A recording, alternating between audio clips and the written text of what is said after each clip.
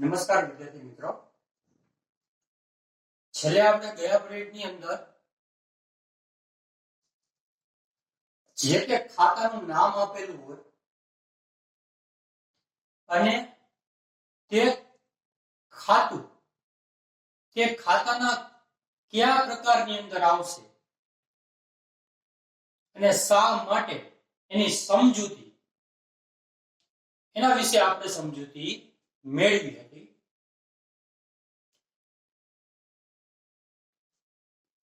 છેલ્લા પીરિયડની અંદર આપણે 15 ખાતા વિશે આ પ્રકારની સમજૂતી મેળવી હતી.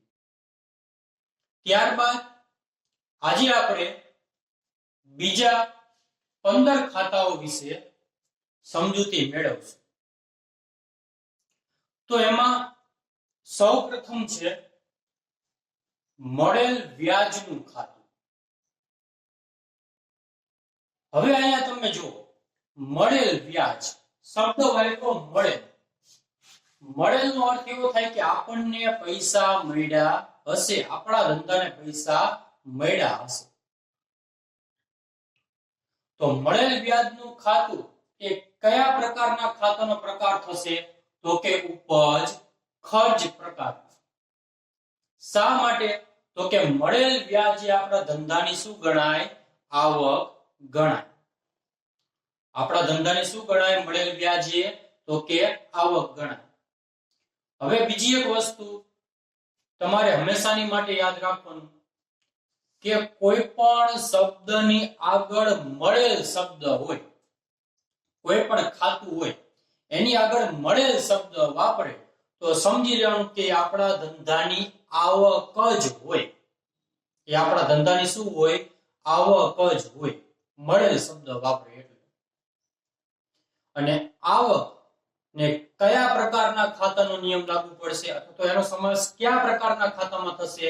તો કે ઉપજ ખર્ચ. બાપુ ચાલો, બીજો શબ્દ છે યુનિયન બેંકનું ખાતું.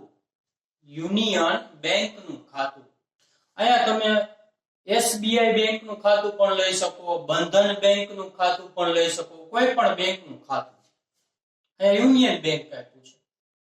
તો આપણે અગાઉ જ કીધું કે કોઈ પણ બેંક કે કોઈ પણ કંપની કે કોઈ પણ સંસ્થા કે કોઈ પણ સ્કૂલ કે, બરોબર, આવું કોઈ પણ નામ આપેલું હોય તો એ નામનું ખાતું કયા પ્રકારનું ખાતું થશે?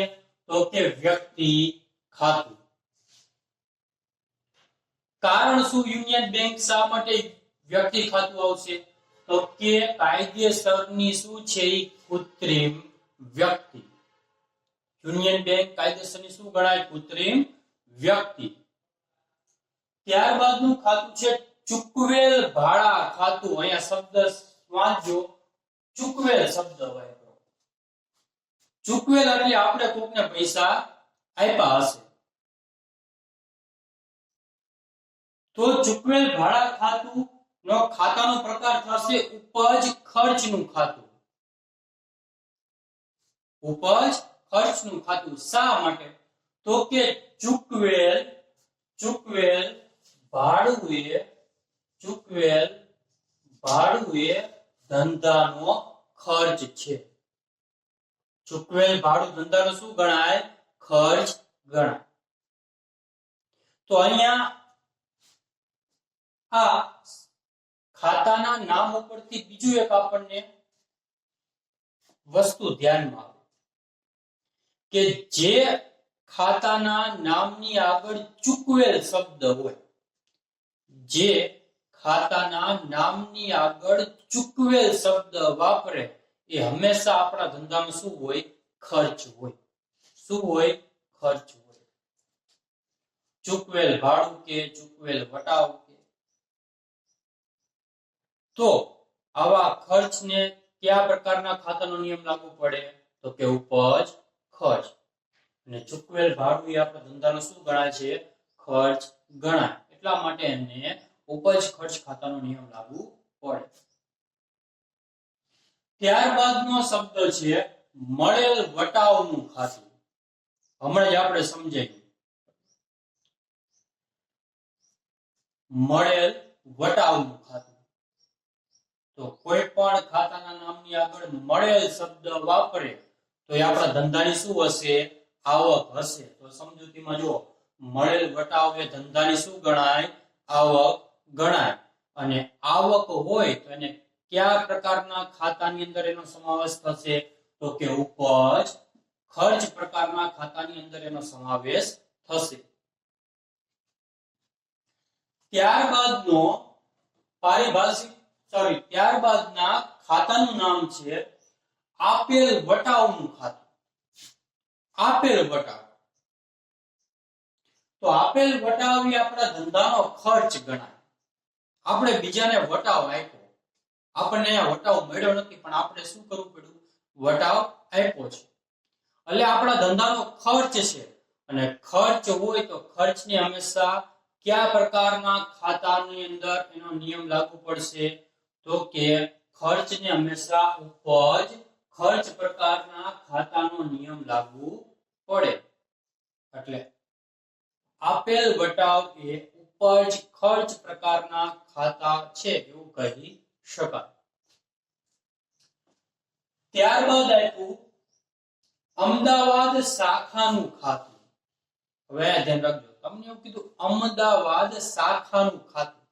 તો હવે અહીંયા પેલા આપણને ખબર હોય છે કે શાખા એટલે શું?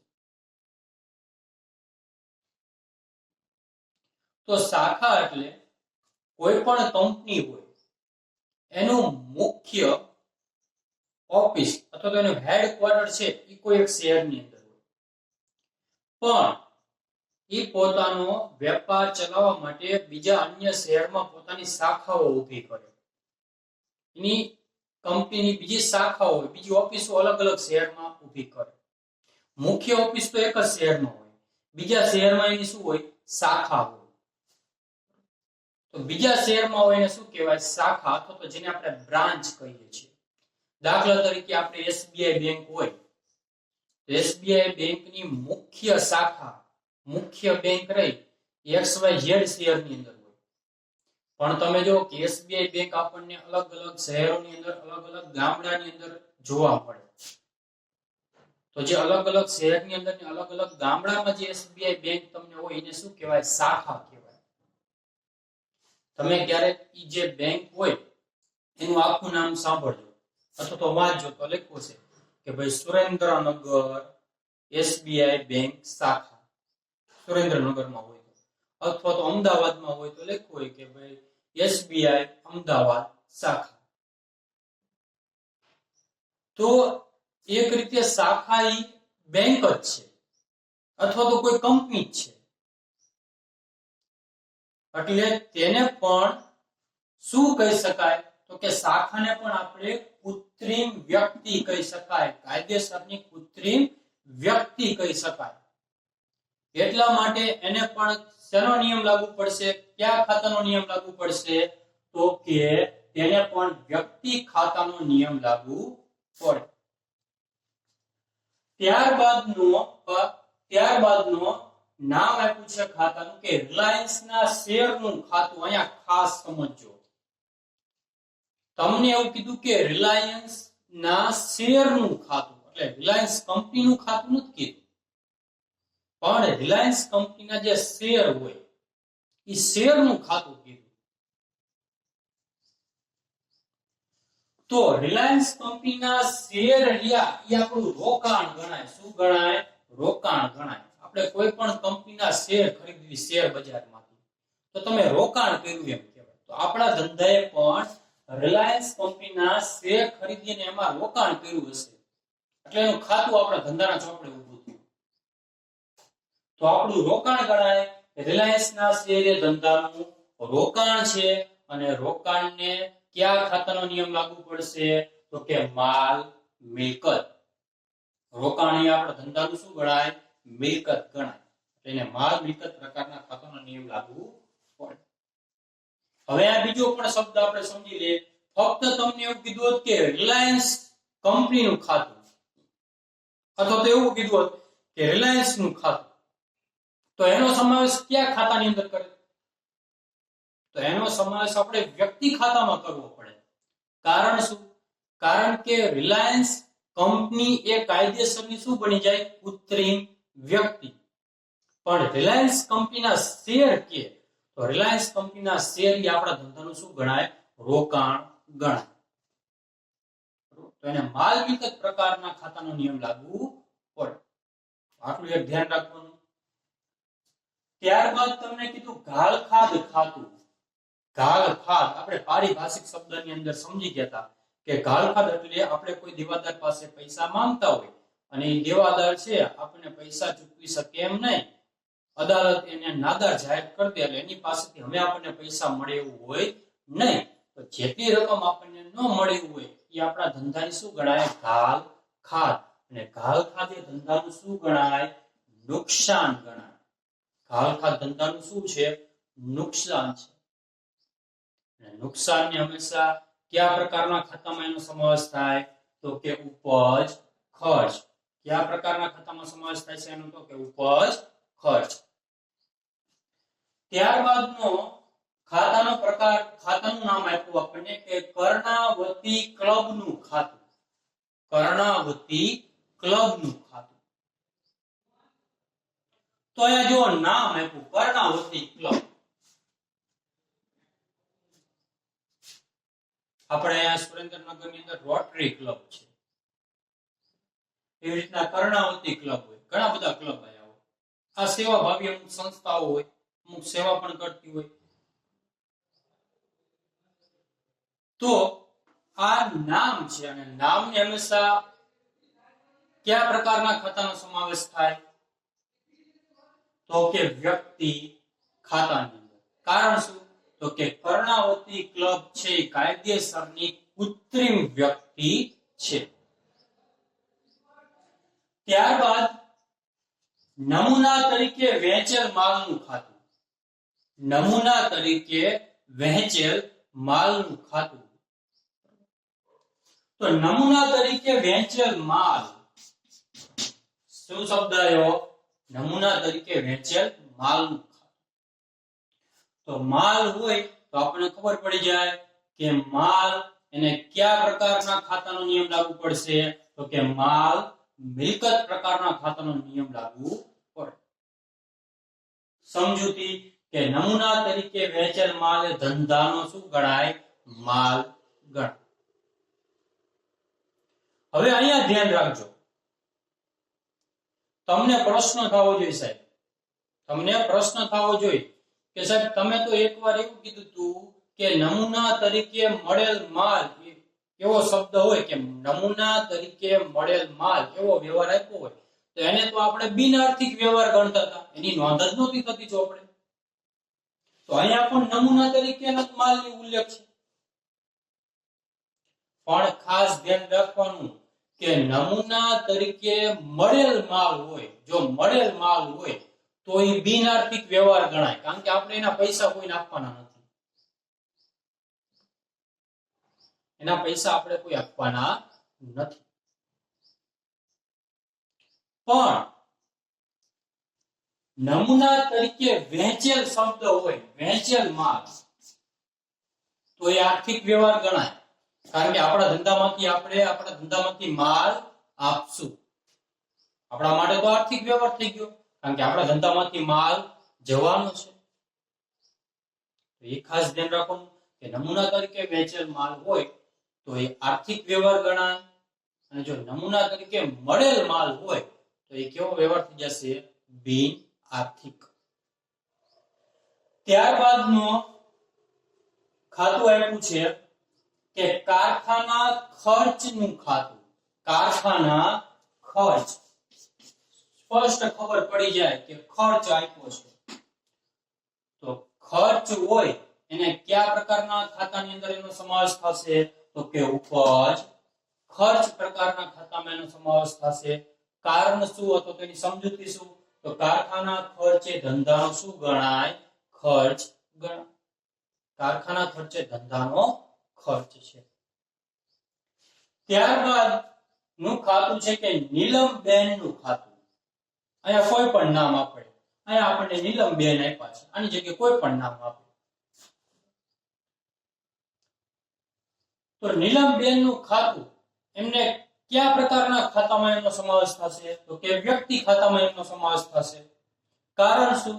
તો કે નીલમબેન કેવા છે? જીવંત વ્યક્તિ.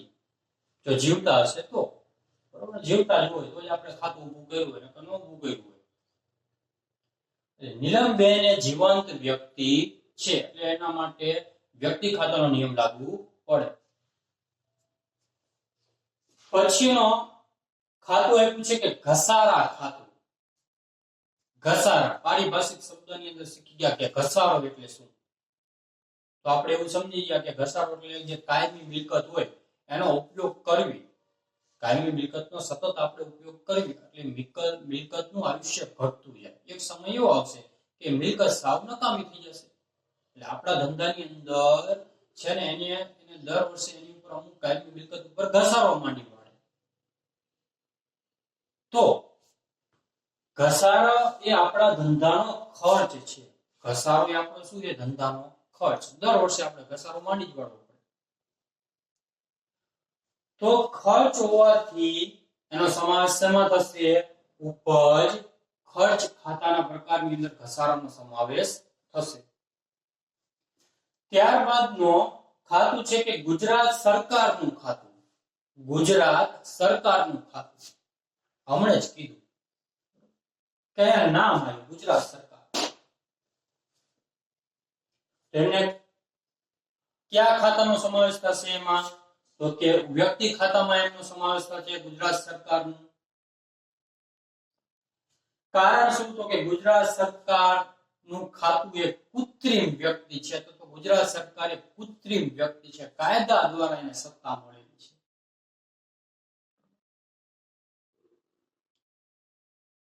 જે અત્યારે આપણા મુખ્યમંત્રી હોય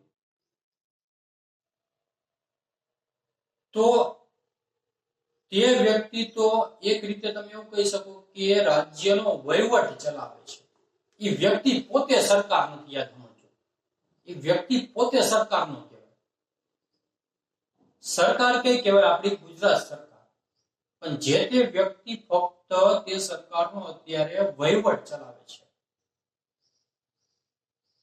ભવિષ્યમાં એવું પણ બને કે તે વ્યક્તિ સત્તા ઉપરથી નીચે પણ ઉતરી જાય અને બીજી કોઈ વ્યક્તિ આવે. તો વ્યક્તિ અહીંયા સરકાર નથી. સરકાર કોણ ગણાય? તો કે આપણા રાજ્ય, આપણું રાજ્ય પોતે સરકાર, ગુજરાત સરકાર. એટલે એ કૃત્રિમ વ્યક્તિ ગણાય. ઘણાને એવો પ્રશ્ન થાય કે સાહેબ આપણા મુખ્યમંત્રી તો જીવંત છે, એ વ્યક્તિ ગણાય. એ વ્યક્તિ અને સરકાર બંને કેવા છે? અલગ છે. આપણે હમણાં સમજાયું કે તમારો ધંધો અને ધંધાનો માલિક બંને કેવા ગણાય? અલગ ગણાય. કરિયાણાની દુકાન હોય તો એ દુકાન, કરિયાણાની દુકાન અને કરિયાણાનો માલિક, એ દુકાનનો માલિક હોય, બંને અલગ ગણાય. કંપની હોય અને કંપનીના માલિક હોય, બંને કેવા ગણાય? અલગ ગણાય. એમ સરકાર અને સરકાર ચલાવનાર વ્યક્તિ બંને કેવા ગણાય? અલગ ગણાય. તો એટલા માટે ગુજરાત સરકાર એ વ્યક્તિ ખાતાનો નિયમ લાગુ પડશે, કારણ કે ગુજરાત સરકાર એ કૃત્રિમ વ્યક્તિ છે. ત્યારબાદનો પારિભાષિક શબ્દ છે, ત્યારબાદનું ખાતાનું નામ છે મળેલ બેંક વ્યાજનું ખાતું. મળેલ બેંક વ્યાજનું ખાતું. અહીંયા ખાસ સમજો, મળેલ બેંક વ્યાજ. અહીંયા બેંકનું ખાતું એવું નથી કીધું. શું કીધું છે? મળેલ બેંક વ્યાજનું ખાતું. એટલે આપણે બેંકની અંદર પૈસા મૂક્યા હશે આપણા ધંધાના, તો બેંકે એની ઉપર શું આપ્યું હશે? આપણને વ્યાજ આપ્યું હશે. આપણા ધંધાના જે રકમ આપણે બેંકમાં મૂકી હોય એની ઉપર બેંક આપણને વ્યાજ આપે, તો આપણને વ્યાજ મળ્યું છે. તો મળેલ વ્યાજ છે. ખાલી મળેલ વ્યાજ કહો તો ચાલે, તો મળેલ બેંકનું વ્યાજ મળ્યું. મળેલ શબ્દ છે, મળ્યું. મળ્યું એટલે આપણા ધંધાની શું હોય? આવક હોય. આપણા ધંધાની શું ગણાય? આવક ગણાય. અને મળેલ આવક હોય તો એને કયા પ્રકારના ખાતાનો એનો સમાવેશ થશે? તો કે ઉપજ ખર્ચ પ્રકારના ખાતામાં એનો સમાવેશ થશે. તો આજે આપણે બીજા 15 ખાતાના પ્રકાર વિશે સમજ્યા. હવે આવતા પિરિયડની અંદર હજી આપણે બીજા 15 ખાતાના નામ અને એનો સમાવેશ કયા પ્રકારના ખાતામાં થાય અને શા માટે એની સમજૂતી આપણે મેળવીશું. અહીંયા જેટલા હું અત્યારે ખાતાના નામ અને એનો કયા પ્રકારમાં સમાવેશ થાય એ સમજાવું, એટલું સમજી જાઓ. તો પછી હવેના પછીનો જે આપણો ચેપ્ટર આવે આમનો, એની અંદર તમને સરળતાથી સમજ પડી જાય. આવનાર બીજા 15 ખાતાઓ રહ્યા એની સમજૂતી આપણે આવનાર પીરિયડની અંદર મેળવીશું.